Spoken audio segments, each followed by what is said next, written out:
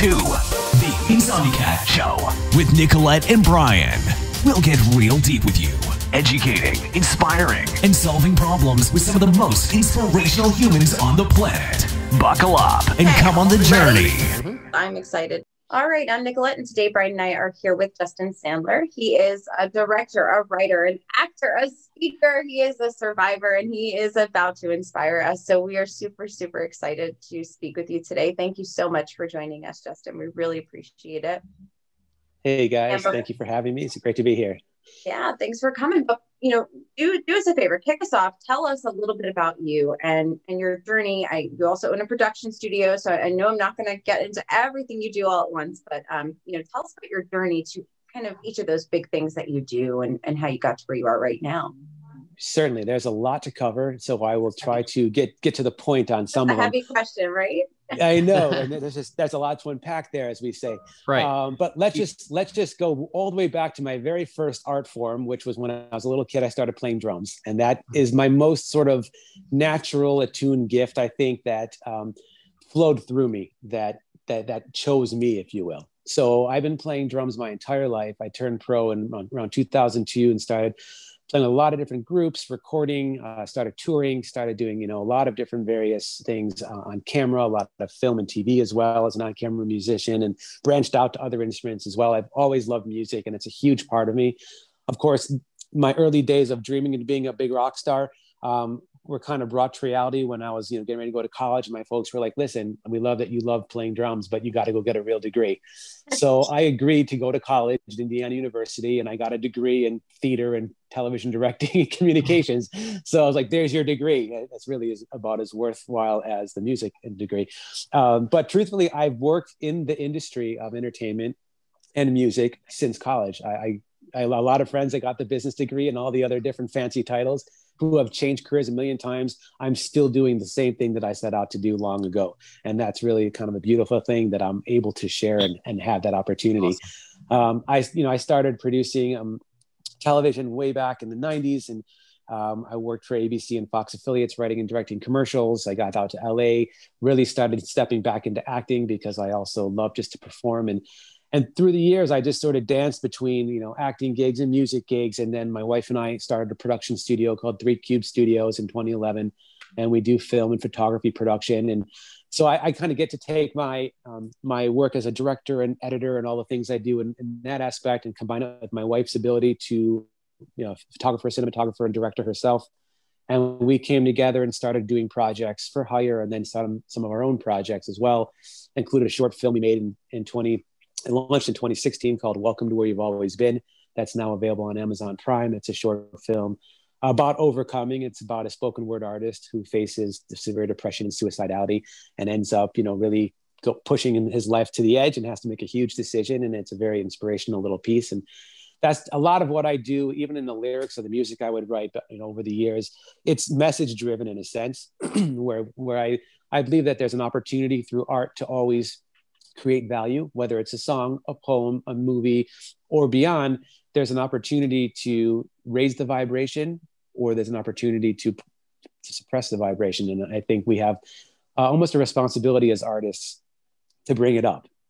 Granted, there's no real say on what is art and what's good and what's bad, but I feel that that's my job as an artist to do. And so I've been very blessed to have some really great opportunities over the years. I got my first acting role with Matthew McConaughey. Actually hired me on my first film, on a real film. And I've been able to do a lot of cool films as an actor and a lot of national commercials. And life was really coming together and really full for me. In early 2017, I had a national commercial running. My short film just finished a 21 festival tour, and my wife and I were starting to write the next project. I was building our business here. I was athletically in some of the best shape of my life, competing in the Gold's Gym 12-week fitness challenge. I joined a weekly flag football league, first time since college that I had done something crazy like that. And I really felt like, man, I'm feeling good. I'm healthy. I'm fit as I've been in a long time. I have all these different projects that are going, and I really felt like I was ready to jump into that next level. And I was screaming it to the sky in my own sort of meditative way. I am ready. And I really believed it and I felt it. And what was really interesting is that as I was saying I was ready, within the next month or so, as we're now in April of 2017, I was ready. And then I found a large tumor that was inside of my chest, growing right into my heart, my lung, and all my major veins. Whoa, like slam on the brakes. Like, I thought life was going great. What the hell is this? Like, I'm healthy and I'm perfect and life is great and I have opportunities. And what is this? And it took several weeks to find out through a lot of testing, a lot of very aggressive and intense testing, that I had a germ cell tumor, which was a very aggressive cancerous tumor. Germ cells are what we all have as humans, as little embryos. They start in the primitive streak. They migrate down through the gut of the embryo into the gonads as they're developing, and they become your egg or your sperm.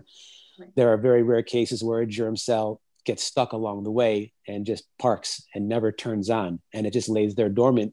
And one day it just wakes up and it's like, whoa, here I am. I got to do something, but it's not in the right place at the right time. So it just starts to just multiply rapidly. And that's what happened. Most of the time, these germ cells, if they don't form in the testes or in the ovaries, in a man, they will usually appear either in the brain, the abdomen, or in my case, the chest. And that's where mine grew, is right underneath my rib cage, right here down the center. So life came to a screeching halt, and I was faced with this new found obstacle that I've had my obstacles over the years, but this was definitely something that I've never had to face at this sort of level. And I was really burned at first because I felt like, man, life was going so good. And now, wham, it's like whack you back down again. And I've gone through these in my life where I've, gotten up and gotten knocked down and gotten up again. And right. I've always persevered, but now I'm facing like, wait, this is actually, my life's actually on the line. Right. And I had to stop everything. I quit 2 bands. I told all my my various agents to stop submitting me on jobs. We put all of our film stuff on hold. Even our distribution deal with our short film had to be shelved for a while because I couldn't deal with the paperwork for it. And literally everything came to a halt. I had to move into the hospital at UCLA. And I was living there for a week at a time to do 3 different types of chemo 24 hours a day. And that was insane. They put a port here in my chest. I got a fancy little scar still. And they fed me this medicine that just, it kicked my ass. It, took all my hair. It took a lot of my weight and a lot of my strength, but it did not take my will. And I went through in the hospital, week on, 2 weeks off, week on, 2 weeks off, until I got to a point in August of 2017 where they determined that the tumor was now officially dead, but this type of tumor leaves behind essentially like a fossil, like a hardened rock, if you will. And that was adhered to my heart, my lung, and my vein. So they had to do a full open chest surgery to take it out. So then I went in, they sawed me from here to here, and the old Superman chest, and they literally pulled me open and they got the tumor out. It was a very intense, about 8-hour surgery. They had to take out a big piece of my right lung, one side of my heart's pericardial sac removed and repatched with Gore-Tex. They took out the left innominate vein, which is the main draining vein of my left arm. A couple nerves got hit. And then another big thing that happened was the main superior vena cava vein had to be completely removed. And then they rebuilt it with bovine heart tissue. Wow. So I didn't know that was even on the table. I woke up from the surgery and they informed me that I was now part cow. A little shocking for a vegan to understand that. Oh my goodness. And I was like, what? There's a cow inside of me? Like, I didn't know what to do with that, and so all I've been is, grateful for the fact that I was able to be patched up the way I did. And so I was released from the hospital. I was really weak. I was really battered and beaten down, but I was ready to start recovering. And in about 2 months, I started to work out again. I started to rebuild myself because that's just who I am.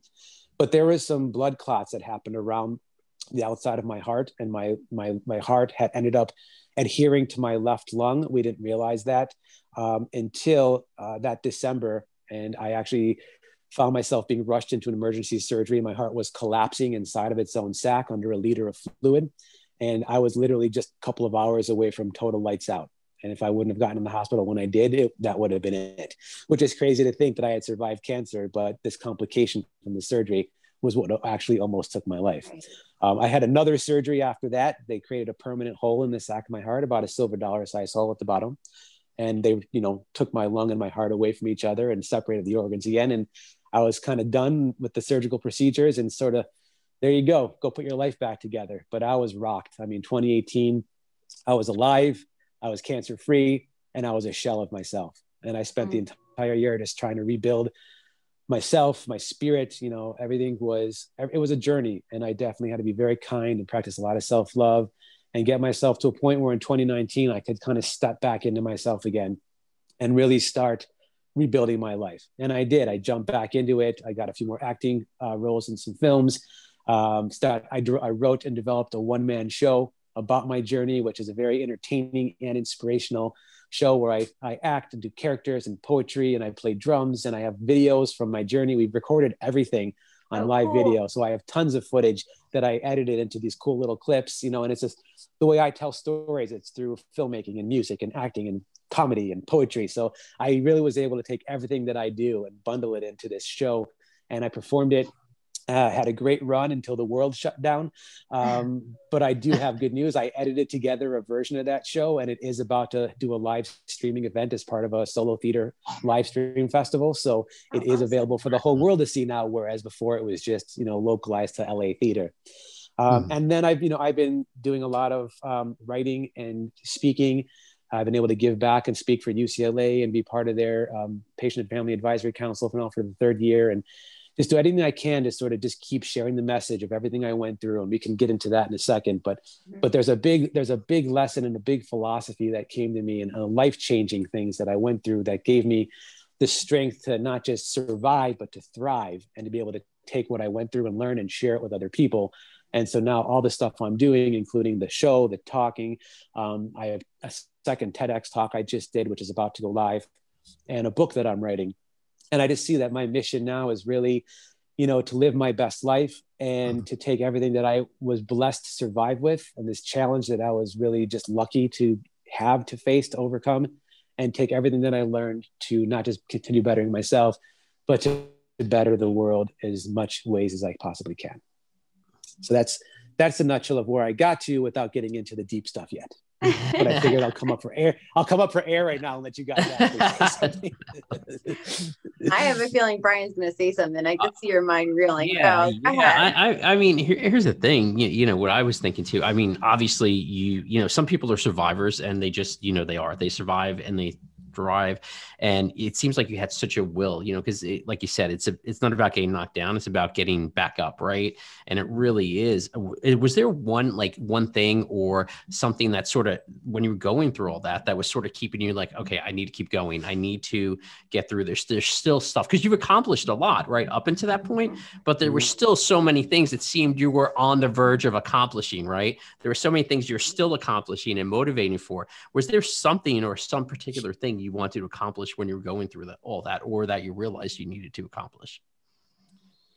A lot of it was just kind of reassurance, or just recommitment to what I set out to do a long time ago, is that, to live my life as an artist and never settle for less, excuse me, and always be giving my best foot forward, and always trying to elevate the human spirit through the art that I do.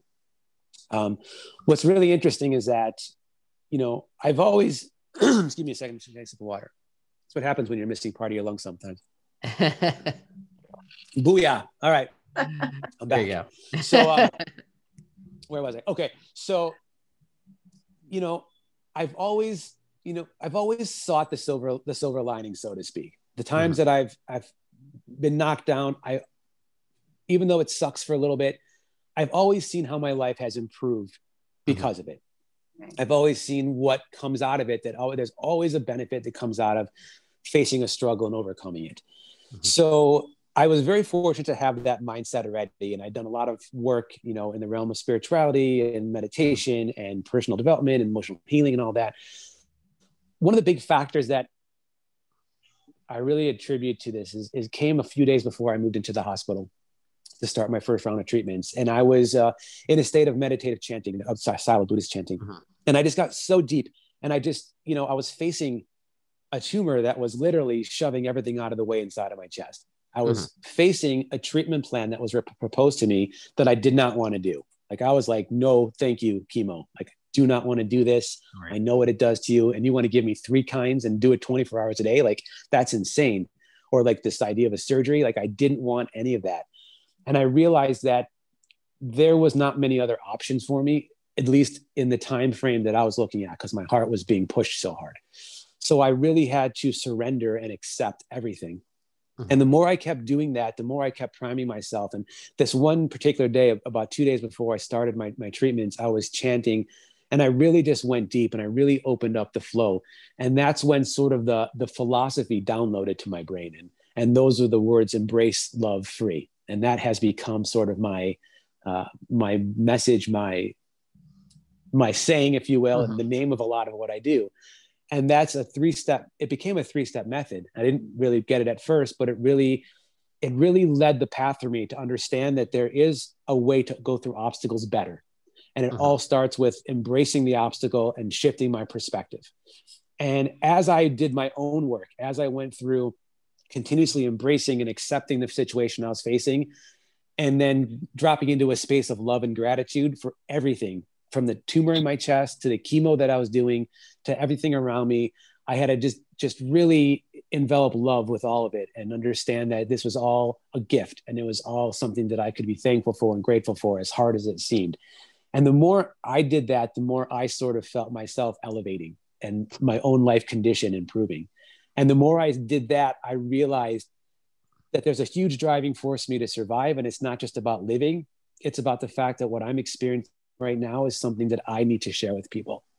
And I started sharing, we were doing live videos from even before we had a diagnosis. And I realized that I needed to keep doing those videos. And my wife was a big proponent in pushing me to keep sharing, because she knew that when I faced something hard, when I got on camera and I just started talking about it, really beautiful words would come out and lessons would be exposed. And through that, I was able to really share to a level where people were hitting me up and saying, hey, you're sharing, it's helping me go through A, B, and C. And I realized that by sharing and everything that I'm learning and going through and being vulnerable and open, that I was able to impact other lives. So that, to answer your question in a really long way, it was really the understanding that I had a mission that I was given through all this, to not just keep doing what I was doing, but to really step it up and realize that it wasn't all about me. It actually wasn't even about me. It was about something much bigger than me. And that kept me going every day, as hard as things got, knowing that what I was going through and what I was experiencing was going to impact, I don't know how many lives, but it was going to impact lives.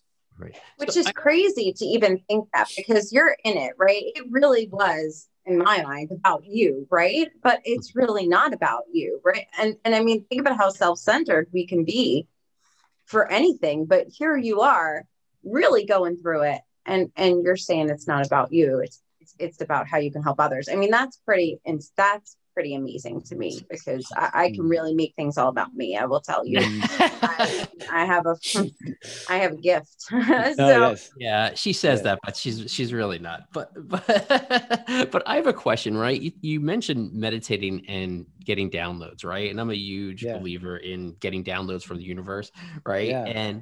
And here's the thing. One of the things, you said, like, when you're sort of on film or, in that zone, right? You're acting. Do you really feel you're in that zone? And you talked about your inspirational words coming out. Do you believe it's partially because now you're meditating, you're absorbing all that in, and you're able, when you get in that zone, able to sort of bring that back out and share it with others?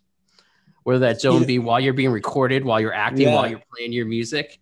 Sure. I think as we say, the zone exists in many different areas, many different platforms. We see it a lot in, like, sports. I grew up watching Michael Jordan in Chicago. That's where I'm from. And that dude was in the zone, like, all the time. Like, I'm saying, but you're in the flow, right? And so I don't think you need, I don't think one thing comes before the other. I don't think you need meditation to get you to be able to get in that zone, but it's another avenue and aspect of getting you into the zone, maybe in regards to other things. Like, I can think back to the times when I really had experienced most of this zone is actually playing drums in front of a live audience, because, it becomes a point where you're not thinking anymore. Your body, my body is feeling, and the drummer, it's an interesting instrument, because when we're on stage, we're in the very back, but we're driving the bus, and it's my job to know I mean, my guitar player could be half on his knees drunk and still making the solos happen, you know, whatever they, and trust me, a lot of that experience in my life, but no matter what, it was my job to hold it down. And so when I'm in the zone and I'm playing, I hear what everybody's playing. I know where everybody is. I can tell what the singer is going to do now. I mean, you can just tell, you just get locked into this place where you don't think. And I think that is what the zone is. It's the feeling, it's the energy. You know, when acting, a lot of it for me in the improv world is where it really comes through, because you're just so tuned in that the words just come. Like when I'm speaking, you know, I feel that I'm able to just open my mouth and words come out, and just, you know, it's because you have the end game in mind, you have the goal, and you just go. And so that zone is beautiful. Now, when you're facing your illness, it's hard to just drop into the zone. So that's when a practice like meditation, chanting, and things like that can really help you get to that level, because you're like, you have cancer, you might die. You're like, where's my zone? Shit, I gotta find that zone. Right. And that's when that quiet time comes, where, you know, and I practice a few different practices. And one of them is, you know, more basically like mindfulness meditation, which is a little bit more of a clearing of the mind and just being present and just clear and falling behind and just finding that beautiful silence of the present moment and anything that comes with mindfulness. And the other one is more of a Buddhist chanting, which is really more of an activated practice where my mind is actually I'm channeling things. And I think they both work in different areas.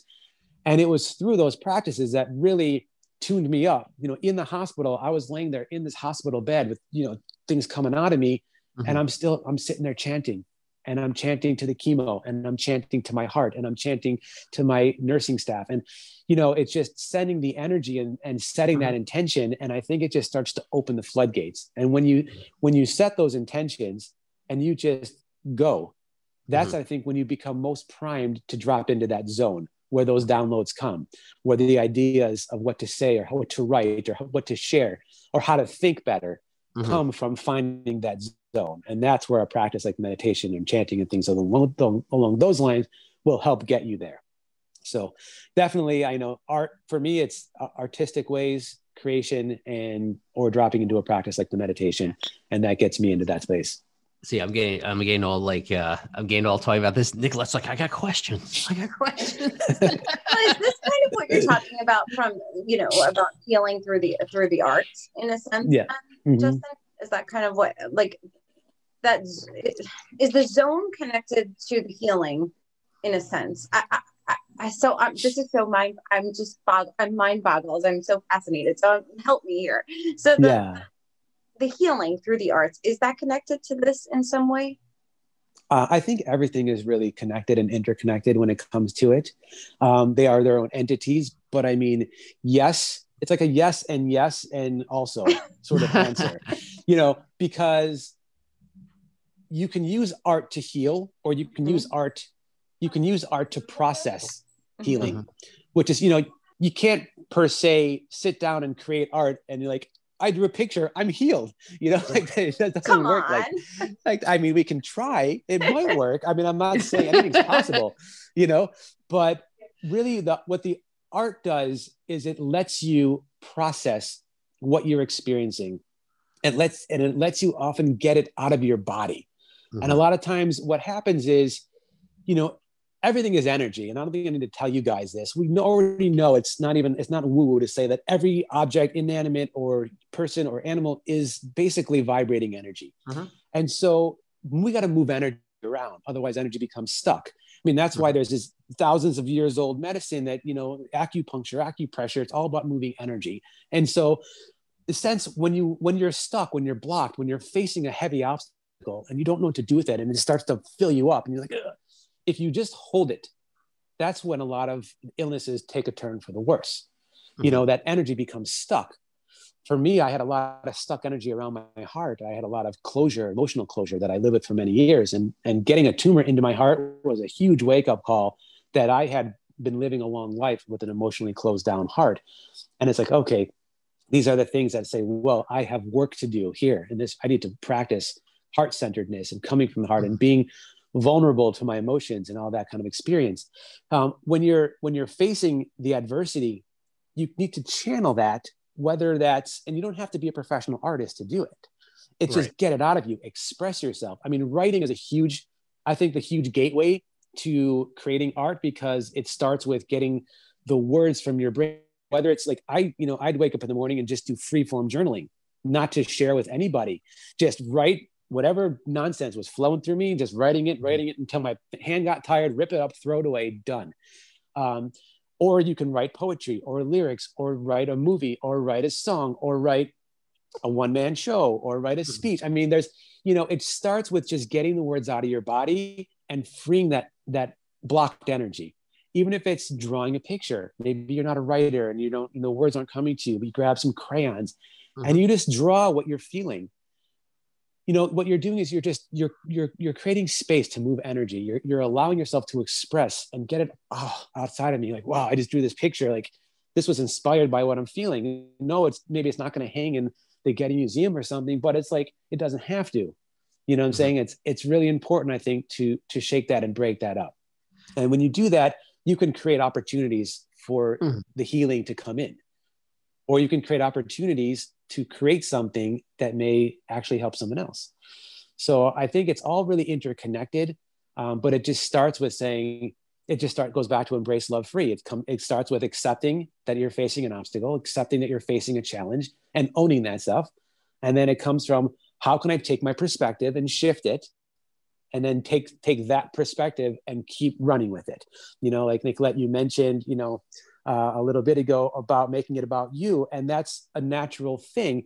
For me, I lived a lot of my life making it about me as the victim of what's happening to me.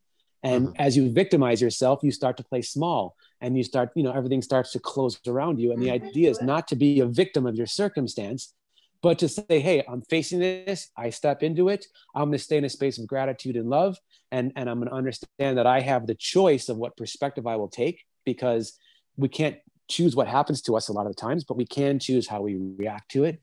And we can say, I'm going to live in gratitude, and I'm going to live in love, and I'm going to keep seeking all the different ways that I can benefit my life and maybe benefit the lives of others, because that's a more productive way of thinking. And if I'm feeling blocked or feeling stuck, I'm going to grab my notepad and I'm going to write, or I'm going to draw, or I'm going to type, or I'm going to play.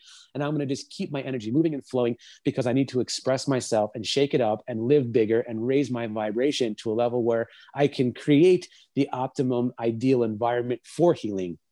And that's when the healing can kind of step in and do its thing. That makes sense. You answered my questions without me having to ask them, so that's perfect. I'm in your brain. I was gonna ask you what he's feeling your frequency. There you go. Yeah. You are. You've got my energy right in your brain. All that chemo made me a mind reader. So right. Kind of the benefits, Right. Exactly. Now, Justin, you have a TEDx talk. Actually, tomorrow it's going live, February 13th, correct? So by the time you guys hear this, it will. Can we rewatch it? Oh, of course. Absolutely. Awesome. So here's a fascinating quick story. This is technically my second TEDx talk. Okay. I was very fortunate to do a TEDx talk in November of 2019 at TEDx Normal, which is Illinois State University in Normal, Illinois. And we flew out there, and we did the talk on the big stage, and it was a really beautiful experience. And I got interviewed on the local news, and I made a lot of great friends, and I had an awesome experience. And I gave this really empowering talk, and everyone, championed me for what I did, and the world was waiting for me to share it. I was telling everybody and promoting, and I was excited to share it.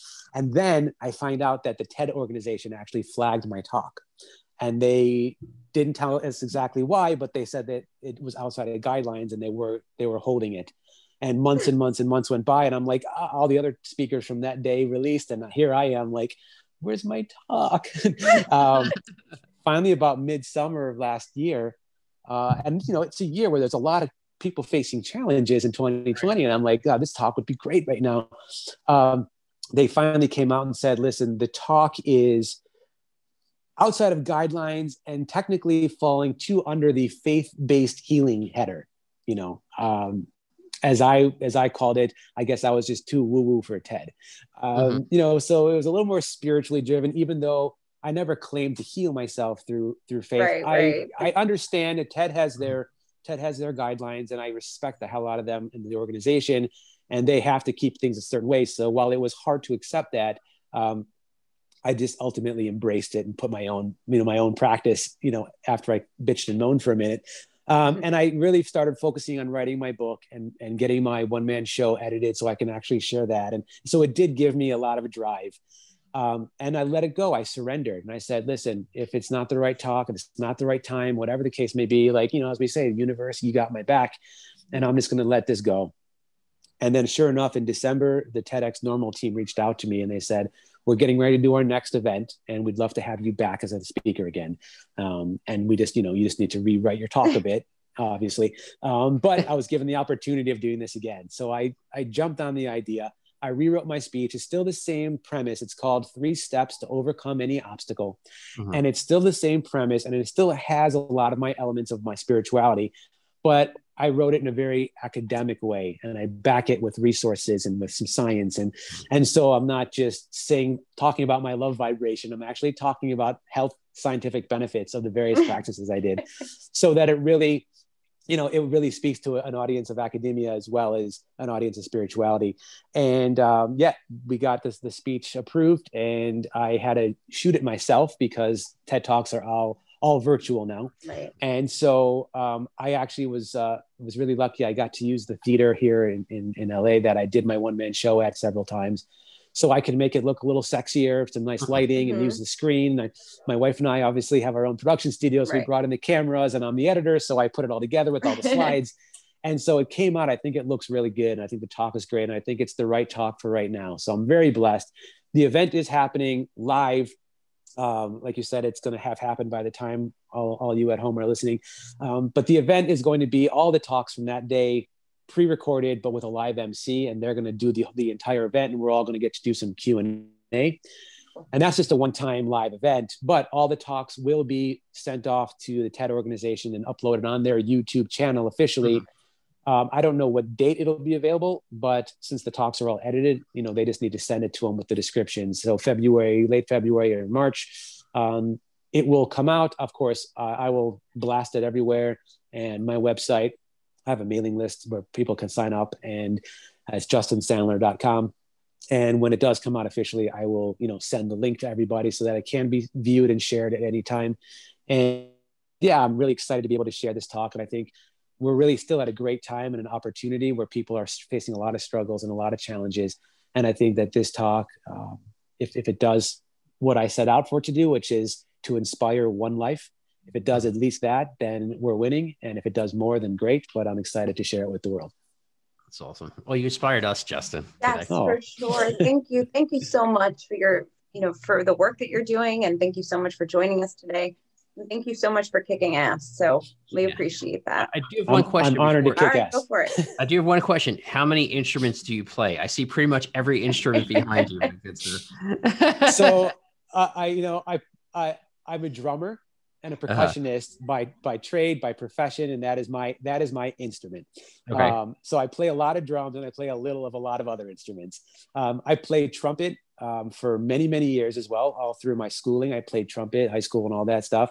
And so, the trumpet's one. I play a little guitar. I play a little bass. I played bass in a couple bands. I played bass in a couple music videos. I played guitar in a few television shows. Castle was the last TV show. I played a guitar player, and I played a guitar player in Grey's Anatomy one time. So, I know enough to make it look cool, I guess.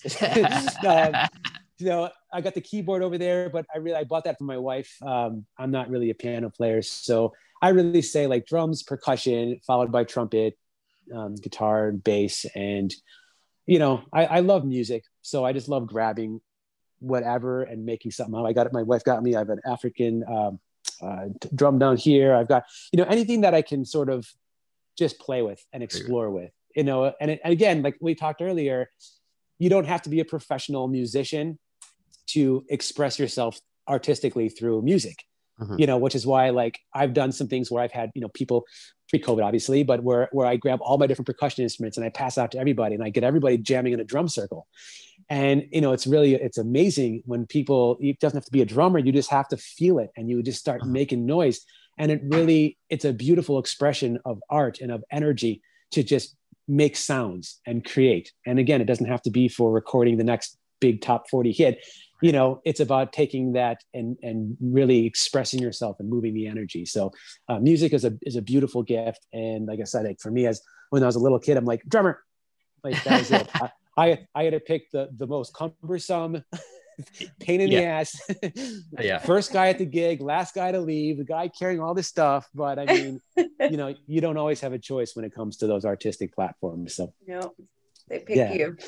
They do. Thank you so much, Justin, for joining us. Absolutely, man. Hey, it's been a pleasure and an honor. So thank you for having me on. Thank you for all the work you guys are doing with the show. Grateful to be part of it, and I hope you continue a lot of success with it.